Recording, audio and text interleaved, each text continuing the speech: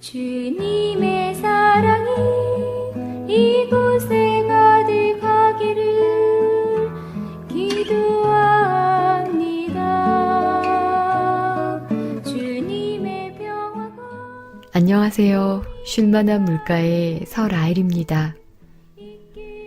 조영애님이 발달장애 부모 힐링 100일장에서 장원상을 받은 글을 읽어드리겠습니다. 사랑스런 딸아이를 보면서 둘째를 기다리고 있을 때 선물처럼 둘째 아이가 찾아왔다.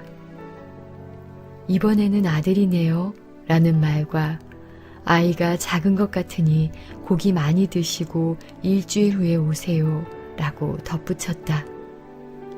아들이란 말이 왜 이리 기쁘던지 나의 입술은 귀에 걸려 한참 만에야 돌아왔고 미소는 떠날 줄 몰랐다.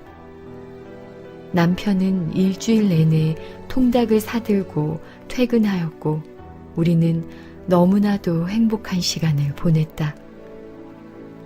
임신 4개월 말경 초음파 검진을 통해 아이의 머리 쪽인지 산모의 자궁 쪽인지 알 수 없지만 무언가가 있는 것 같으니 큰 병원에 가서 정밀 검진을 받아보라고 했다. 심상치 않음을 직감하며 대학병원에 가서 정밀 검진을 받았다. 병원 검진 결과는 참혹했다. 태아의 머리 후두부 쪽에 뼈가 형성되지 않아 구멍이 난 부분으로 뇌가 흘러나와서 아기가 살 수 없다고 했다. 의사의 말이 얼마나 잔혹했던지 그 입이 저주스럽기까지 했다. 엄청난 결과 앞에 충격으로 나는 주저앉았고 나의 몸과 영혼은 깊은 수렁 속으로 빠져버렸다.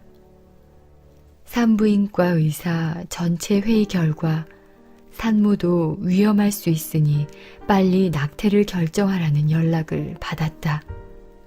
그 순간 나는 아이의 태동을 느꼈고 인위적으로 그 생명을 포기하지 않기로 결심했다.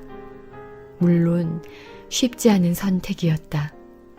입원과 퇴원을 반복하며 10개월을 채워 1992년 8월 4일 제왕절개 수술로 우리 아기는 세상에 왔다. 보호자분 빨리 오세요. 다급한 간호사의 말에 남편은 신생아실로 달려갔다. 신생아실 앞에는 많은 구경꾼들이 모여들었다. 참으로 머리만한 뇌가 뇌막에 쌓인 채로 밖으로 흘러나와 있었다. 수술을 할 건지 말 건지 빨리 결정하라고 다그쳤다. 수술하면 희망이 있나요? 의학적으로는 1%의 희망도 없습니다. 우리도 이런 경우는 본 적도 들은 적도 없습니다. 긴 침묵이 흘렀다. 그럼 이 아이가 수술해서 산다고 하면 의학이 한 일이 아니라 신이 하신 일이겠네요? 라고 묻자 의사는 그렇다고 고개를 끄덕였다. 그럼 우리는 기도할 테니 선생님은 최선을 다해 수술해 주세요. 생후 3일 만에 핏덩이인 아기는 1%의 삶도 허락하지 않은 채로 아픔과 고통을 홀로 견뎌야 하는 대수술에 들어갔다. 수술 후에 의사는 말했다. 대뇌 70%, 소뇌 90%를 절단하여 이제 이 아기는 보지도 듣지도 말하지도 걷지도 못하며 온몸에 장애가 너무 극심해서 얼마 살 수 없을 것이라고 잔인하디 잔인한 통보를 했다. 아니나 다를까 수술 3일 만에 아이는 온몸을 부르르 떠는 전신경련과 호흡곤란이 찾아왔고 병원 측에서는 예상했던 마지막 순간이 온 것이라고 했다. 주기적으로 그런 일은 반복되었는데 우리 가족은 울며 기도하는 것 외에는 해줄 것이 없었다. 차마 볼 수 없는 고통과 괴로움의 시간이었지만 장하게도 아기는 잘 견뎌주었다. 우유 먹여주는 일 외에 해줄 것이 없다는 병원 측 말에 우리는 33일 만에 퇴원을 했다. 병원비로 인해 경제적으로 어려웠던 우리는 이사를 했다. 사선을 넘나들며 고통과 싸우던 아이를 컴컴하고 습한 지하방으로 데려왔을 때 나는 아이에게 너무 미안해서 마음이 찢어지는 아픔에 눈물을 쏟았다. 아기의 모습은 가여우리만큼 비참한 모습이었다. 뼈에 가죽만 남아 비비 틀어져 있고 머리 모양은 찌그러진 냄비 같았다. 우유 한 모금 제대로 삼키지 못해 배가 고파 우는데 아기의 울음소리가 나지 않았다. 눈동자는 마구 흔들려 눈을 마주할 수 없었고 큰 소리로 이름을 불러보고 현관문을 세게 닫아보았지만 아이는 아무런 반응도 보이질 않았다. 살아 숨쉬고 있는 자체가 기적이었다. 이런 아기의 모습을 보면서 어떤 모습이라도 좋으니 살아서 내 곁에만 있어 달라고 간절한 마음으로 기도하며 사랑을 다해 보살펴 주었다. 18개월 때 뇌를 잘라낸 합병증으로 뇌수종이 찾아왔다. 머리에 관을 박아 그 관에 호수를 연결하여 목을 지나 윗속으로 뇌수가 흐르도록 수술했다. 4번의 뇌 수술과 2번의 다리 수술, 6번의 수술에도 아이는 잘 견뎌 주었고 아름다운 성품으로 성장해 갔다. 의학적으로는 보지도 듣지도 걷지도 말하지도 못하며 온몸의 장애가 너무 극심해서 얼마 살 수 없다던 의료진들의 말을 모두 뒤집고 아기는 부족한 모습이지만 자신의 삶을 성실히 살아냈다.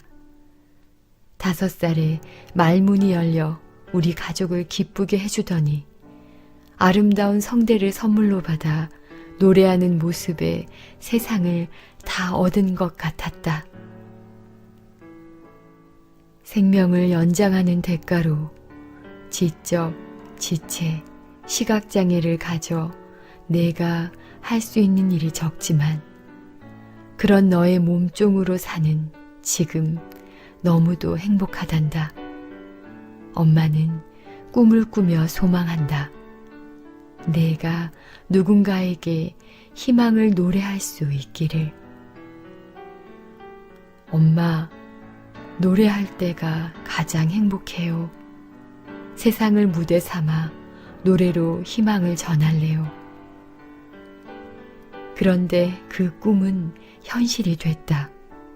2013년도 1월 29일 평창 동계 스페셜 올림픽 110여 개국의 선수들과 4천여 명의 관중들이 보는 가운데 우리 아이가 애국가를 불렀다. 많은 이들이 감동하며 응원의 박수를 보내주었다. 너의 연약함이 누군가에게는 희망의 모습이 되고 있구나. 그때 너를 포기했더라면 너의 별이 사라졌을 텐데 엄마 아빠의 선택이 역시 옳았어.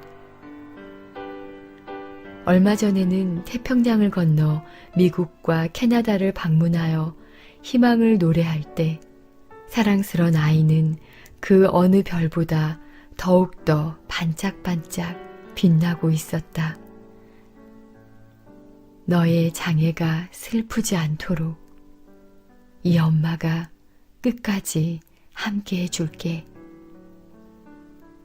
별에서 온 내 아이는 오늘도 누군가의 희망을 노래하며 빛나고 있다. 동해물과 백두산이 마르고 닳도록 하느님이 보호하사 우리나라 만세. 아프지만 희망을 주는 별들로 인해 행복해지는 세상이 되기를. 이 글의 주인공 박모세군은 중복장애 1급이란 명찰 위에 노래로 세상을 따뜻하게 하는 희망 전달자라는 새 이름을 달았습니다. 새 이름을 받기 위해 열심히 씨름했던 모세군에게 그리고 어머니께 앞으로 행복한 일만 있으면 좋겠습니다. 청취해 주셔서 감사합니다. 쉴만한 물가였습니다. 주님의 사랑이 이곳에